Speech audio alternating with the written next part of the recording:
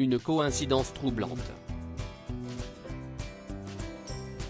Ce dimanche 18 juin, le Titan, le submersible de la société OceanGate qui a disparu, est parti en direction de l'épave du Titanic avec 5 personnes à son bord.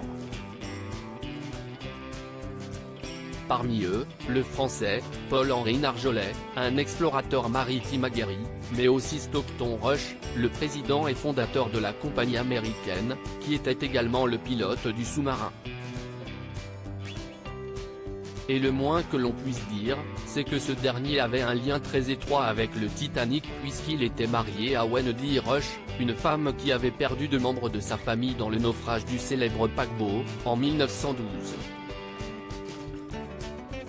Selon les informations du New York Times, publiées ce jeudi 22 juin, l'épouse de Stockton Rush serait en effet l'arrière-petite-fille d'Isidore Strelchik, un homme d'affaires qui était copropriétaire des magasins Macy's.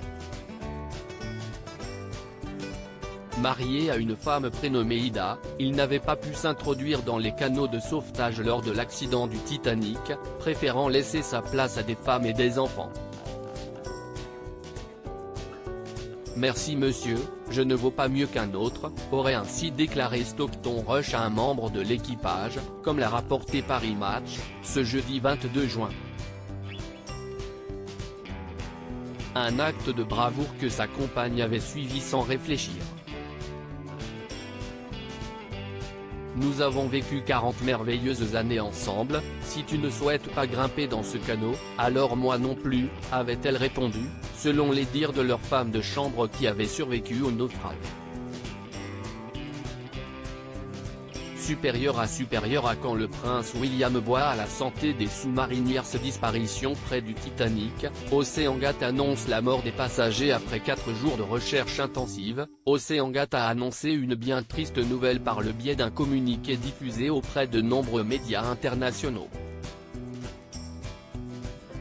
La firme états-unienne a en effet révélé que les 5 membres de l'équipage, à savoir Stockton Rush, Amy Harding, Shahzada Dawood, Sulman Dawood et Paul-Henri Narjolet avaient malheureusement disparu. De leur côté, les gardes-côtes américains ont donné une conférence de presse afin de donner plus de précisions sur ce terrible accident.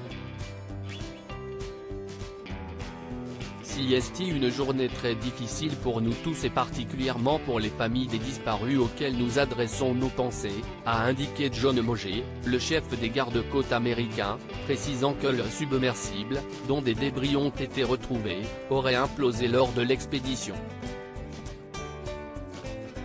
Article écrit en collaboration avec 6 médias. Crédit photo, OceanGate Expédition via Bestimage.